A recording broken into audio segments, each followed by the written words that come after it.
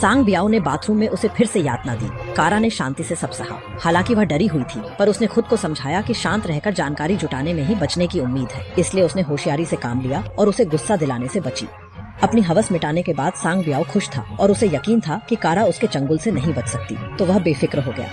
बातों बातों में कारा ने जाना कि गरीबी की वजह से वह कॉलेज नहीं गया, हाई स्कूल के बाद 9 साल नेवी में रहा। यह बताते हुए उसकी आवाज अचानक नरम हो गई।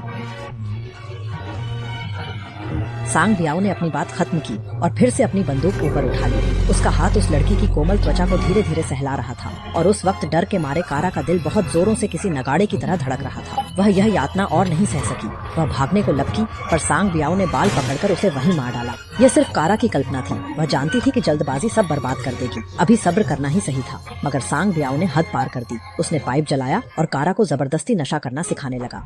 कारा ने एक कश लिया और जोर से खांसने लगी। सांग बियाओ ने उसे नहीं बख्शा। वह उसे मजबूर करता रहा। बेबस होकर उसने उसे सही तरीका दिखाने को कहा। सांग बियाओ ने शान से दिखाया और धुआं कारा के चेहरे पर छोड़ दिया। कारा ने उसे फिर से दिखाने को कहा, पर सांग बियाओ का सब्र टूट गया। उसने बंदूक निकालकर उसे धमकाया। जिंदा रहने के लिए कारा को फिर उसकी मर्जी माननी पड़ी। सांग बियाओ खुश हुआ और उसे इनाम देने की बात कही। कारा ने लिविंग रूम की ओर देखा और पूछा कि उसने कितने जानवर पाले हैं। सांग बियाओ ने दया दिखाई और उसे देखने दिया। वह बताता रहा कि उसे कैद करना पसंद है। कारा ने चालाकी से उसका पेशा पूछा। उसने उदासी से कहा कि उसका काम बोरिंग है, दिन भर एयर कंप्रेसर के साथ रहता है। वह पहले सैन डिएगो में रहता था, जो उसे अब भी पसंद है। फिर उसने वादा किया कि जी भरने के बाद वह कारा को छोड़ देगा।